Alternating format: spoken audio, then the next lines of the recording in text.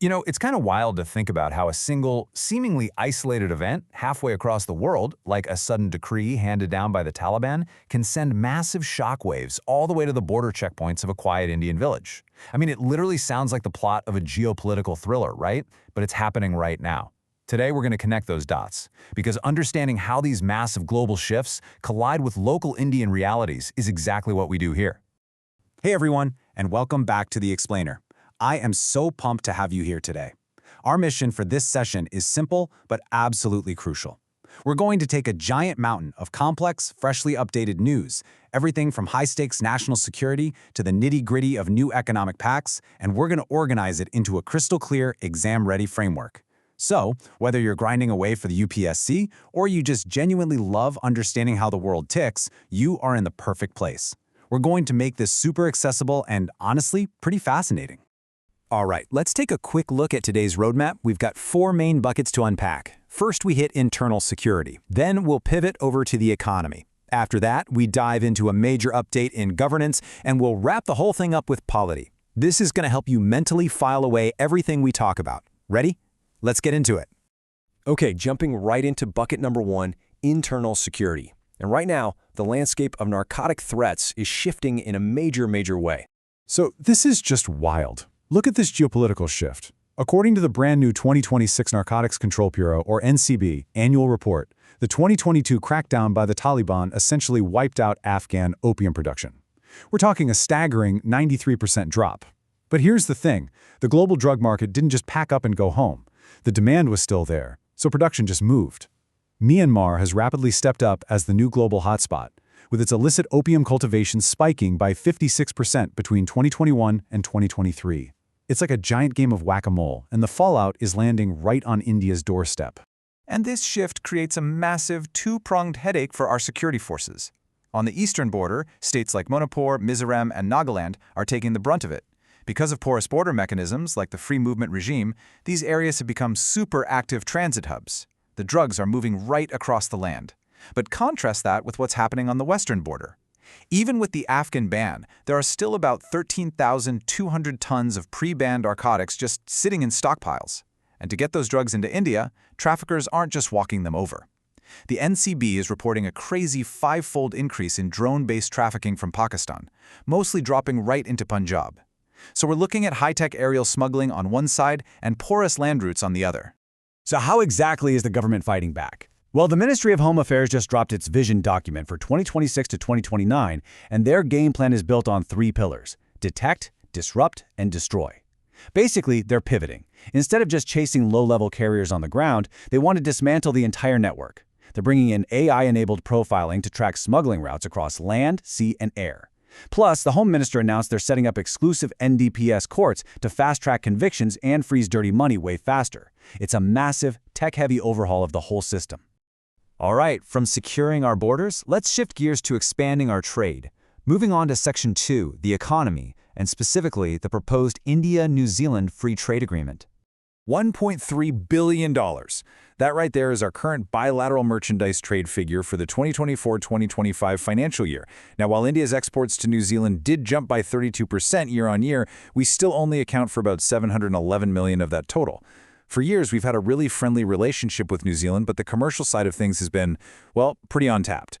The numbers are moving up, sure, but they're still pretty modest. This new FTA, it's designed to completely blow the doors off that equation. So what does a modern trade pact actually look like? It's not just about slapping zero tariffs on things anymore.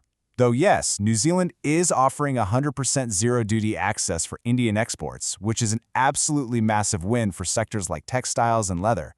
But the real meat of the deal is the rules of origin framework. Basically, you don't just automatically get that preferential access. Companies have to prove exactly where their products came from with really strict documentation to prevent shady transshipments. On top of that, the pact is targeting a $20 billion investment goal over the next 15 years, and it's pushing for better mobility for India's services sector. Think tech, healthcare, and education. And the best part? India smartly managed to keep its own sensitive domestic sectors, like dairy, protected. Okay, zooming back inward for Section 3, governance. Let's look at a major proposed amendment to the National Food Security Act. Now, this is a policy update that will directly impact everyday lives on the ground. The Union Food and Public Distribution Department has proposed a really significant structural change to the Antyodaya Anna Yojana, or AAY. For context, this is the scheme that provides food grains to the absolute poorest households. The government's stated goal here is to rationalize how food grains are handed out and to better match those entitlements with actual nutritional needs. So let's look at the nitty-gritty of what's actually changing. Under this proposed new provision, every single person belonging to an AAY household would be entitled to 7 kilograms of food grains every month. However, and this is the kicker, it is capped at a strict maximum of 35 kilograms per household, period. Even if a family has, say, 7 or 8 members, the cap stays at 35 kilograms. Crucially, though, for these AAY cardholders, this entire allocation will still be completely free of cost. Of course, a structural shift like this is going to spark some debate. To give you the full balanced picture, several non-BJP-ruled states and various activists have raised some red flags here. For instance, Kerala's Food Minister Anup Jacob came out and argued that the flat allocation of 35 kilograms per household absolutely must continue.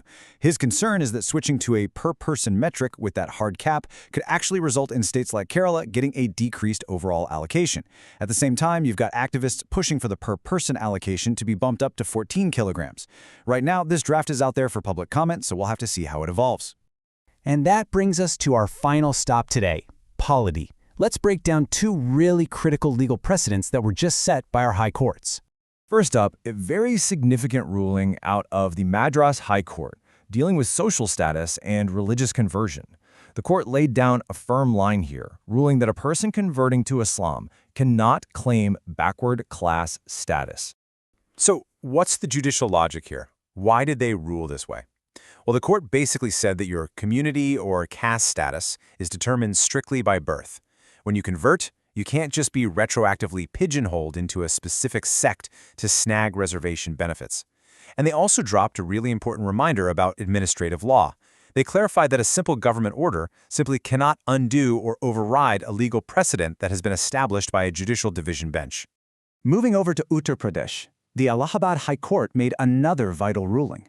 They struck down an order by the UP government that tried to appoint outgoing Gram Pradhans, the village heads, as administrators after their official 5-year terms had ended.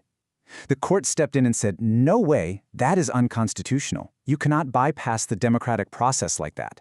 They mandated that the state has to set a clear timeline for fresh panchayat polls, rather than just extending people's terms through administrative loopholes. Man, we have covered a ton of ground today. From global drug cartels shifting to Myanmar and testing our borders, to the really intricate compliance rules of a multi-billion-dollar trade deal with New Zealand, we looked at the push to restructure domestic food security, and we saw high courts drawing strict lines around social status and local democracy. So, as you wrap up your notes today, I want to leave you with this thought. As you look at all these moving pieces, secure borders, expanding trade, optimized welfare, how will the interplay of all these factors shape India's strategic trajectory as we march toward becoming the developed nation by 2047? How does it all connect? Think on that. Thank you so much for hanging out with me on this explainer. Keep learning, stay focused, and I will see you in the next one.